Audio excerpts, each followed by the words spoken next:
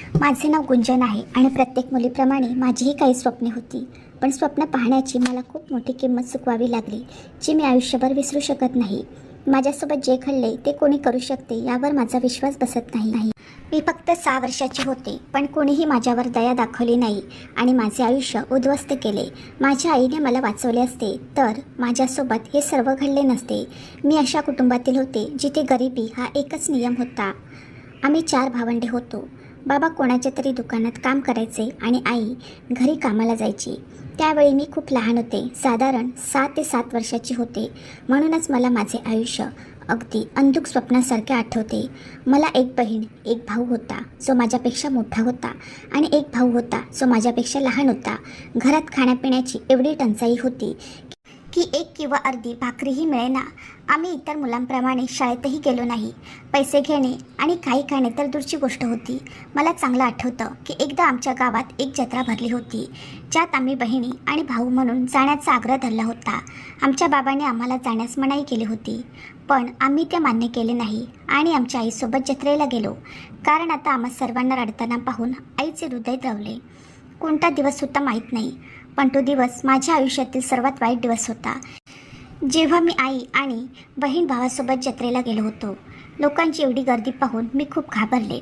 जत्रेत विविध प्रकारचे झुले आणि खाद्यपदार्थ बघण्याचा मोह झाला, पण आमच्याकडे पैसे नव्हते की आपण काहीतरी विकत घेऊ शकतो.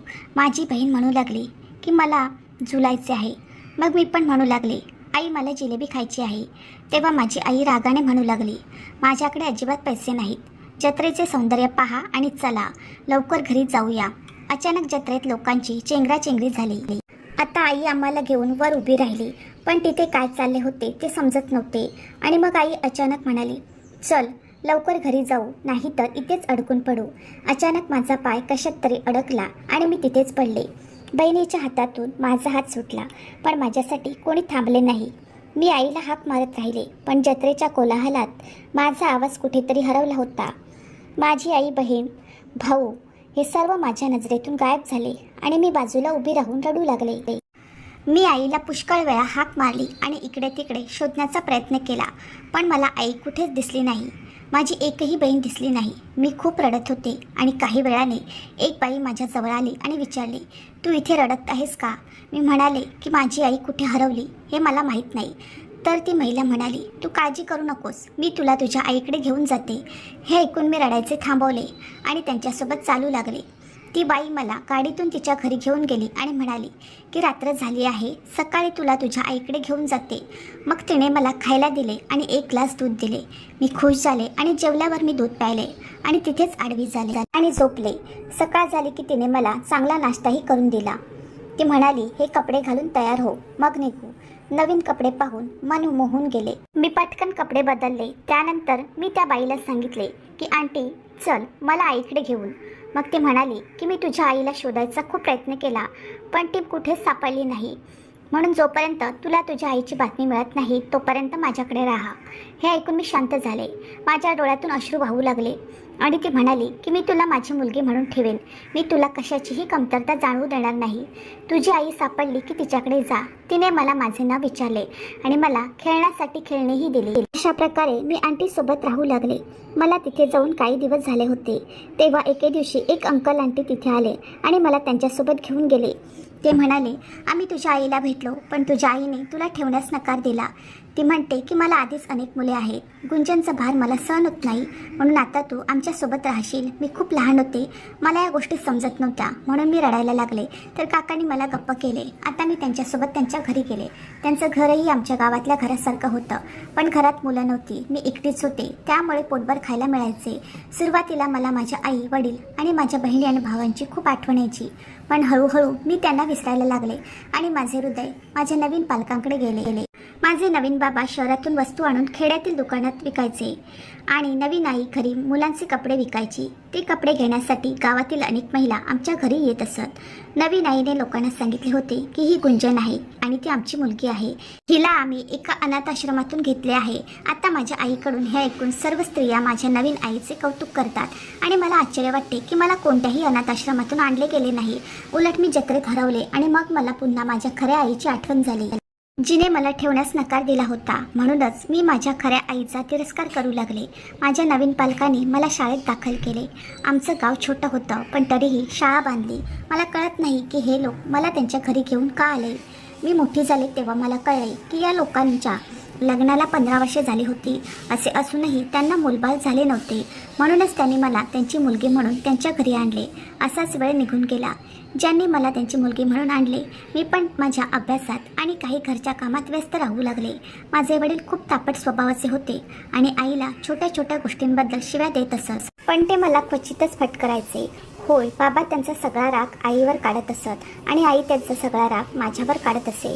तिने मला मारले नाही, परंतु तिने तिच्या शब्दांनी माझे हृदय नक्कीच हलवले. मला वाटायचे की जर या लोकांना मुलांची गरज नव्हती तर मग त्यांनी मला इथे का आणले.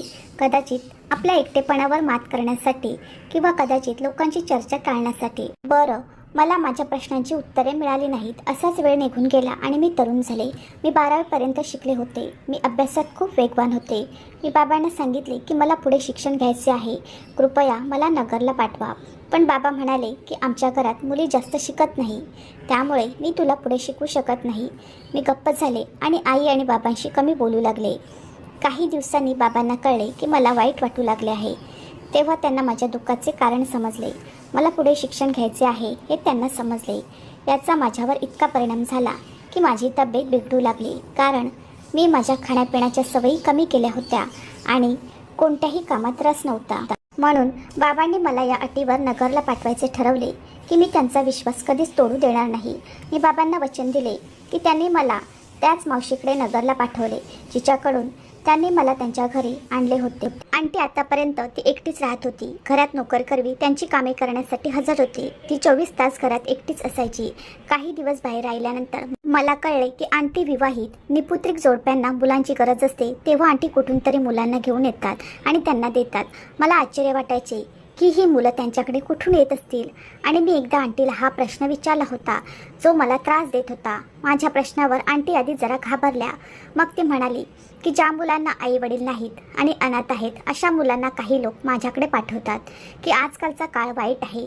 जर मुली लग्नाआधी आई झाल्या तर त्यांना आपल्या मुलाला जन्म देण्यापूर्वी मारून टाकायचे असते. पण मला हे कळले तेव्हा मला वाटले की तुम्ही या मुलाला 9 महिने ठेवा. 9 महिन्यानंतर तुम्ही मुलाला जन्म देताच ते मूल तुम्ही मला द्या आणि अशा मुलाचे प्राणही वाचतील आणि निपुत्रिक जोडप्यांनाही फायदा होईल. आंटीकडून या गोष्टी ऐकून मला बरे वाटले की आंटी इतके चांगले काम करते. घरातील एक खोली त्यांनी ऑफिस म्हणून बनवली होती. मी तिला सांगितले की अभ्यासाबरोबरच मी तुला तुझ्या कामातही मदत करू शकते. म्हणून तिने मला अकाउंटिंगसाठी ठेवले, कारण माझे इंग्रजी खूप चांगले होते आणि मी अकाउंटिंगमध्येही खूप हुशार होते. आता हळूहळू मी त्याचं काम पाहू लागले. कॉलेजमधून घरी आल्यावर मी त्यांच्या ऑफिसमध्ये काम करायची आणि मग संध्याकाळी थोडा वेळ अभ्यास करून त्यांच्याशी बसून बोलायची आणि मग खोलीत जायची. हा माझा दिनक्रम होता. यात 6 महिने उलटले. या 6 महिन्यात मी फक्त 3 ते 4 वेळा माझ्या घरी गेले होते, कारण बाबा शहरात फिरत असताना दर 2-3 आठवड्यांनी मला भेटायला यायचे. तो मला दर महिन्याला काही पैसे द्यायचा.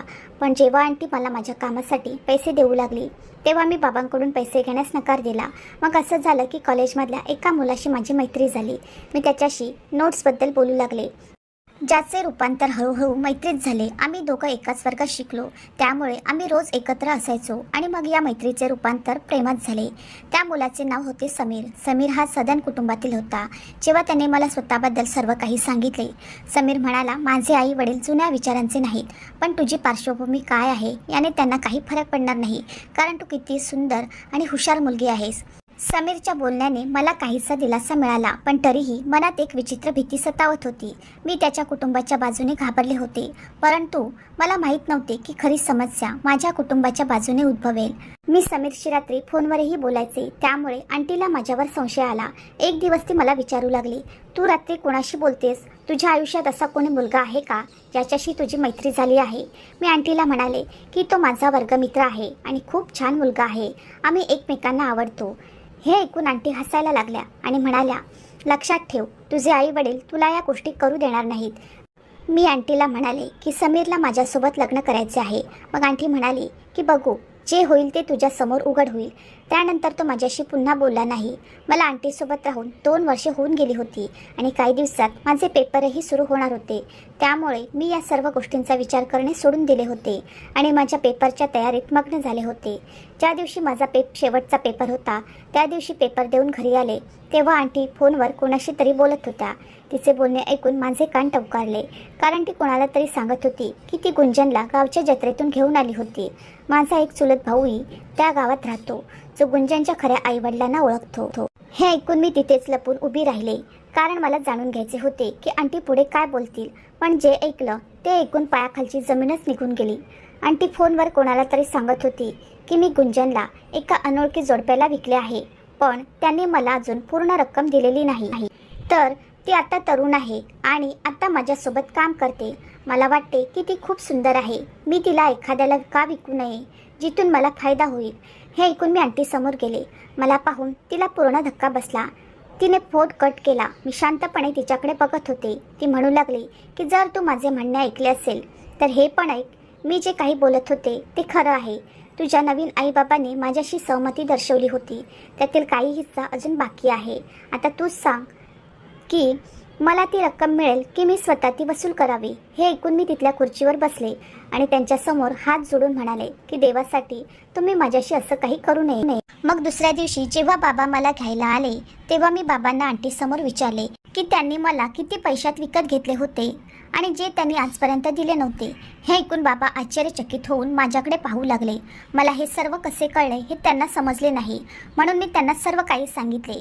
बाबांनी आंटीला सांगितले की मी तुला सर्व पैसे दिले आहेत, आता तू कोणत्या पैशाबद्दल बोलत आहेस आणि गुंजन समोर या सगळ्या गोष्टी सांगायची काय गरज होती. तर आंटी म्हणू लागली की तुम्ही लोकांनी मला जे पैसे दिले होते ती त्यावेळी खूप लहान होती. मला माहीत नव्हते की तरुणपणात इतके सुंदर होईल. मला अधिक पैसे द्या, नाहीतर मी माझे पैसे इतर मार्गाने कमावू शकेन. लिलाव होत असलेल्या दुकानात पडलेल्या वस्तू असल्यासारखी मी उभी होते. माझ्या डोळ्यातून अश्रू वाहत होते. माझ्या वडिलांनाही राग आला.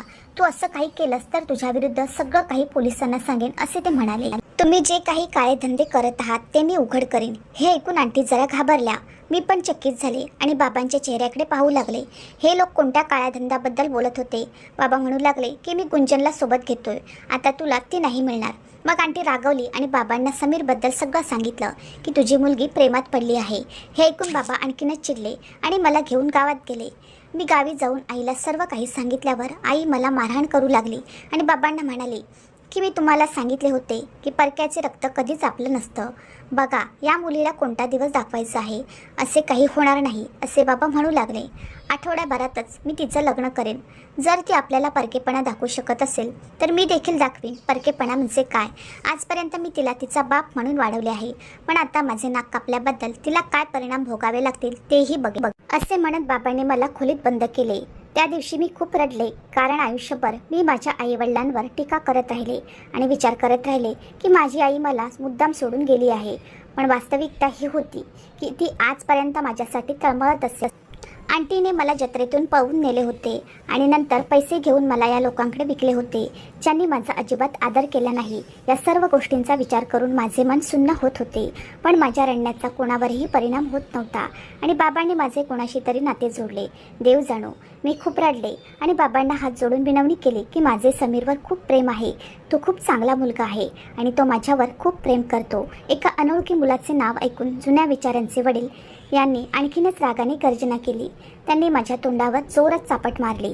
मी दचकले आणि खाली पडले आणि ते म्हणाले की जिथे तुझे लग्न ठरवले आहे तिथे तुझे लग्न होईल आणि लग्नानंतर तुझा आमच्याशी संबंध राहणार नाही. आम्ही याआधीही निपुत्रिक होतो आणि तुला या घरातून दूर पाठवल्यानंतर आम्ही निपुत्रिक जीवन जगू. आणि बाबांनी सांगितल्याप्रमाणे आठवडाभरानंतर त्यांनी माझे लग्न निश्चित केले. माझ्या हृदयातील प्रेमाला गाडून मी नैतिकची पत्नी बनले. त्याच्या घरी आले. नैतिक अत्यंत गरीब कुटुंबातील होता. तो त्याच्या आईवडिलांचा एकुलता एक मुलगा होता. त्याचे वडील मरण पावले होते आणि त्याची आई माझे जीवन दुःखी करण्यासाठी जिवंत होती. नैतिक माझ्या वयाच्या दुप्पट होता, चेहऱ्याने रागीट होता आणि मला तो अजिबात आवडला नाही. माझ्या आई आणि वडिलांनी काय पाहिले आणि माझे लग्न नैतिकशी करून दिले हे मला माहीत नाही. जर त्यांची स्वतःची मुलगी असती तर तिने तिच्याशी हे कधीच केले नसते. तिने माझ्याकडून कोणता बदला घेतला होता ज्याने माझे जीवन नरक बनवले होते. कोणास ठाऊक. माझ्या सासूबाई या अतिशय पारंपरिक सासू होत्या. कधी ती मला खूप चारित्र्यहीन आणि वाईट वागणूक देत असे. तर कधी ती माझ्या प्रत्येक गोष्टीत दोष शोधून मला अपमानित करते. मला तिचा मुलगा अजिबात आवडत नाही हे तिला चांगलंच माहीत होतं. त्यामुळे तिचा माझ्याबद्दल वाईट दृष्टिकोन होता.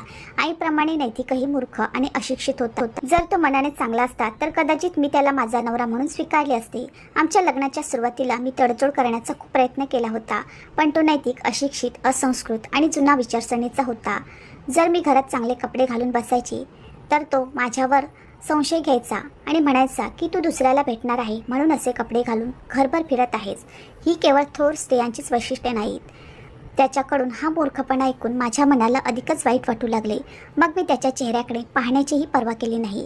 मी त्याच्याशी बोलणे पूर्णपणे बंद केले होते. आता हळूहळू नैतिकनेही माझ्यावर हात उचलायला सुरुवात केली होती. एके दिवशी तर हद्दच झाली. आईच्या सांगण्यावरून नैतिकने मला काठीने मारहाण केली होती. माझ्या आत राग आणि द्वेषाची आग भडकली. रागाच्या भरात मी नैतिकच्या हातातील काठी हिसकावून घेतली आणि माझ्या सासूजवळ जाऊन उभी राहिली. काठी उचलून मी म्हणाले की आजच्या नंतर तू माझ्याशी पंगा घेतलास तर मी ही काठी तुझ्या डोक्यावर मारून तुझे डोके फोडून टाकीन. अनेक वेळा मी तुम्हा लोकांचा अत्याचार सहन केला आहे. नाहीतर मी एवढ्या जोरात किंचाळले की नैतिक आणि त्याची आई घाबरली. मी जखमी सिंहिणीसारखे ओरडत होते. माझे हे रूप पाहून माझ्या सासू घाबरल्या आणि खोलीत जाऊन स्वतःला कोंडून घेतले. मी काही करू शकते असे तिला वाटू लागले. नैतिकच्या आईने मला चिथावणी देणे बंद केल्यावर तोही थोडा शांत झाला. पण आता मी स्वतःला खोलीत कोंडून घेतले होते. स्वयंपाक करायचा असेल तेव्हाच मी खोलीतून बाहेर पडायचे. स्वयंपाक झाल्यावर जेवण घेऊन खोलीत यायचे आणि मग कधीच खोली सोडली नाही. एके दिवशी मी घरातून पळून जाण्याचा प्लॅन केला आणि लवकरच संधी मिळाली. कारण माझ्या सासूबाईंच्या नातेवाईकांच्या घरी लग्न होते. अस्वस्थ वाटत असल्याच्या बहाण्याने मी घरीच थांबले. आई आणि मुलगा दोघेही लग्नाला निघाल्यावर मी माझी बॅग तयार करून घरातून बाहेर पडले आणि मी ज्या शहरात शिकत होते त्या शहरात गेले. ते शहर आणि तिथले रस्ते मला नवीन नव्हते. मी थेट माझ्या मैत्रिणीच्या घरी गेले. माझ्या मैत्रिणीने मला तिच्या घरी आश्रय दिला आणि सांगितले की मी तुला नोकरी शोधण्यात मदत करेन. मी 1.5 आठवडा तिच्या घरी राहिले आणि मग तिच्या वडिलांनी एका ओळखीच्या व्यक्तीच्या माध्यमातून मला एका कंपनीत नोकरी मिळवून दिली. मी तितके शिकलेले नव्हते, पण माझे इंग्रजी खूप चांगले होते, त्यामुळे मला ते सहज मिळाले. नोकरीला लागल्यानंतर मी वसतिगृहात शिफ्ट झाले आणि एका चांगल्या वकिलाशी बोलून मी नैतिकच्या घरी घटस्फोटाची नोटीसही पाठवली होती. कारण मला माहीत होते की नैतिकसारखा अशिक्षित माणूस मला सहजासहजी सोडणार नाही. समीरबद्दल विचार करणेसुद्धा मी पाप मानत होते. पण समीरला मी माझ्या मनातून का काढू शकले नाही हेच कळत नाही. एकदा समीरशी बोलायचं होतं, पण नंतर मला वाटलं की मी एक विवाहित मुलगी आहे. तो माझ्यावर प्रेम करून मला त्याच्या आयुष्यात का सामील करेल या विचारात माझे हात थांबायचे. मी काम करून 1 महिना पूर्ण केल्यावर कंपनीच्या मालकाने मला त्यांच्या कार्यालयात बैठकीसाठी बोलावले. माझ्या कामावर तो खूप खुश होता, पण मी कंपनीत रुजू झाले तेव्हा तो परदेशात होता. या कारणास्तव मी त्याला भेटू शकले नाही. माझ्यासोबत काम करणारे लोक मला सांगत होते की ही कंपनी अजिबात चांगली नाही. मालक खूप मेहनती आणि चांगल्या मनाचा व्यक्ती आहे. मी माझ्या बॉसला न भेटताही प्रभावित झाले, कारण मला हे देखील कळले की माझा बॉस अत्यंत गरीब कुटुंबातील आहे आणि तो त्याच्या मेहनतीच्या जोरावर इथपर्यंत पोहोचला आहे. आणि मग त्या दिवशी मला खूप आनंद झाला. मीही माझ्या बॉसला पहिल्यांदा भेटले. जेव्हा मी त्याच्या केबिनमध्ये गेले तेव्हा मला आश्चर्य वाटले, कारण तो खूप लहान मुलगा होता. त्यांना भेटून मला आनंद झाला. अनेकांशी माझी पहिली भेट खूप छान झाली. त्यांनी माझ्या कामाचे कौतुक केले आणि माझा पगारही वाढवला. मी त्या दिवशी आनंदाने वसतिगृहात गेले आणि माझ्या नावावर घटस्फोटाची कागदपत्रे सापडली. नैतिकसारख्या अशिक्षित व्यक्तीपासून माझे प्राण वाचले, याबद्दल मी देवाचे आभार मानले. आता मी मोकळे होते आणि माझ्या आयुष्यातील योग्य निर्णय घेऊ शकत होते. माझ्या आईवडिलांशी किंवा त्या आंटीशी संपर्क नव्हता, कारण ते सर्व माझ्याशी एकनिष्ठ नाहीत हे मला माहीत होते. या कारणास्तव मला फक्त माझ्या पायावर उभे राहून स्वतःसाठी चांगला निर्णय घ्यायचा होता. काही दिवसांनी बॉसने मला पुन्हा ऑफिसमध्ये बोलावले आणि काही नवीन कामे सोपवली. मी माझे सर्वोत्कृष्ट देऊन काम अतिशय चांगल्या पद्धतीने पूर्ण केले होते. जेव्हा मी सर्व काम पूर्ण केले आणि माझ्या बॉसला सादर केले तेव्हा ते खूप आनंदित झाले आणि त्यांनी मला त्यांच्याबरोबर जेवणाची ऑफर दिली. मी जरा संकोचले, पण तो म्हणाला, तुम्ही मला तुमचा लहान किंवा मोठा भाऊ मानू शकता. तुम्ही माझ्यासोबत जेवण केले तर मला आनंद होईल. त्याचे बोलणे ऐकून माझे मन भरून आले आणि मला माझ्या 2 भावांची आठवण झाली, जे माझ्यापासून काही वर्षापूर्वी वेगळे झाले होते. मी बॉससोबत जेवायला गेले. त्या दरम्यान त्याने मला माझ्याबद्दल विचारले, म्हणून मी त्याला शॉर्टमध्ये माझ्याबद्दल थोडेसे सांगितले. पण तो म्हणाला, मला तुझ्याशी जवळीक का वाटते हे मला माहीत नाही. ची हरकत नसेल तर मी तुम्हाला बहीण मानू शकतो. मी त्यांना आनंदाने परवानगी दिली. त्याने माझ्याकडून माझा फोन नंबरही घेतला आणि सांगितले की जेव्हाही गरज असेल तेव्हा मला न डगमगता कॉल करा. त्या दिवसानंतर मी कधी कधी त्याच्याशी फोनवर बोलायचे आणि मग एके दिवशी मला खूप अस्वस्थ वाटले तेव्हा मी ऑफिसला गेले नाही. मला फोन आला. तो म्हणू लागला की मी तुमच्या हॉस्टेलच्या बाहेर बसलो आहे, तुम्ही लवकर या, मी तुम्हाला डॉक्टरकडे घेऊन जातो. सुरुवातीला मी त्याला नकार दिला पण तो मानला नाही. मग मी खाली आले. मला त्यावेळी खूप ताप आला होता. तो त्यांच्या कारमध्ये उपस्थित होता. मला दवाखान्यात घेऊन गेला. डॉक्टरांनी मला काही औषधे लिहून दिली. परत आल्यावर त्याने मला जेवण दिले. जेवताना आमच्या संभाषणात जेव्हा त्याने माझ्याशी त्यांच्या कुटुंबाचा उल्लेख केला तेव्हा तो मला सांगू लागला की तो एका गावचा आहे. त्यांना 2 बहिणी आणि भाऊ असून त्यांच्या पालकांचे निधन झाले. बहिणीचे लग्न झाले असून मोठ्या भावाचेही लग्न झाले आहे. त्यामुळे ते शहरात एकटेच राहतात. हो, पण तो त्याच्या बहीण आणि भावाला त्यांच्या घरी भेटत असतो. त्याचे बोलणे ऐकून मी विचार करू लागले आणि त्याला विचारू लागले, तुला किती बहिणी आहेत? तो म्हणाला, मला 2 बहिणी आहेत, पण मला एकच भेटते कारण माझी एक बहीण लहानपणी हरवली होती. हे ऐकून मी उभी राहिले आणि मी त्याला नावाने हाक मारली. खरे तर माझ्या बॉसचे नाव देव होते आणि आम्ही त्यांना लहानपणापासून देव म्हणत होतो. तो म्हणाला, तू माझी बहीण गुंजन दिदी आहेस. मी फक्त रडत होते आणि माझ्या भावाला मिठी मारत होते. माझ्या भावाने माझ्या डोक्यावर हात ठेवून मला शांत केले आणि मग मला थेट त्याच्या घरी नेले.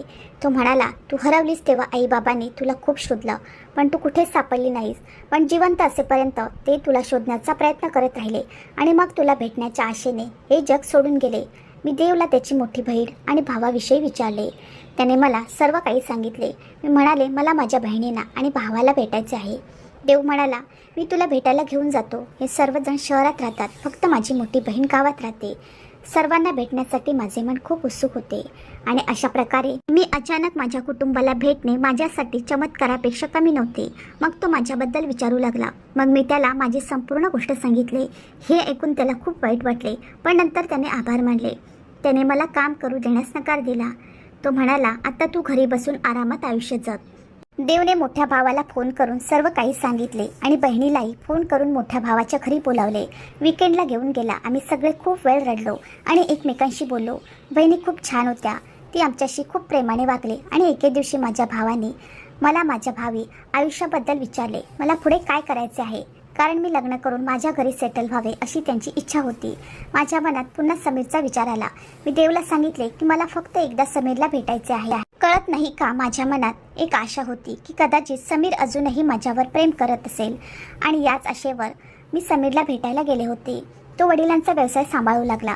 माझ्याकडे त्याचा नंबर होता म्हणून मी त्याला कॉल केला. कॉल करताना माझी बोटे थरथरत होती पण मी हिंमत एकवटून त्याचा नंबर डायल केला. माझा आवाज ऐकून त्याला खूप आनंद झाला. मी त्याला एका हॉटेलमध्ये भेटायला बोलावले होते. एकमेकांना पाहून खूप आनंद झाला. समीरचेही डोळे चमकले होते.